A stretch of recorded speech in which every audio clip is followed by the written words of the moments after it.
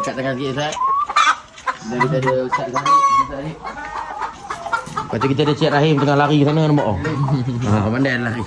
Nah kita ada orang kuat Tan Sri Pak Lang. So untuk review hari ni sebenarnya jalan penyelesaian tu mudah, tak susah. Sebab kita dapat timbangan rambang, kita ada dapat 71 gram double A. Kita ada dapat 67 gram grade A. Tapi ada juga grade C 54 dan juga 58 gram. So sebenarnya masalah dah banyak kurang. Sikit-sikit je. Sikit-sikit je. Mungkin Reban ni penjaganya terlebih rajin. Makanan dah cantik ni, terlebih rajin tambah lagi makanan lain. Itu je masalah ni. So kita perbaiki pelan-pelan.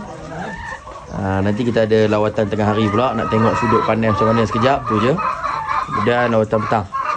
Dulu kita ada masalah cahaya matahari. So Reban ni jadi lembab. Pasir bawah pun jadi orang kata apa, sejuk. Yang ni pasir pun dah okey. Sebab apa? Kita dah perbaiki dengan zinc transparent. Sebab Reban ni Reban panjang. So kena ada percayaan yang cukup dan baik. Okey ya. Kalau peternak boleh peluh dalam tu, maksudnya suhu kelembapan cantik. Kalau boleh sejuk tak berpeluh, hati-hati. Itu bukan tempat untuk bela ayam telur. Okey. Tunggu next. Apa yang akan berlaku?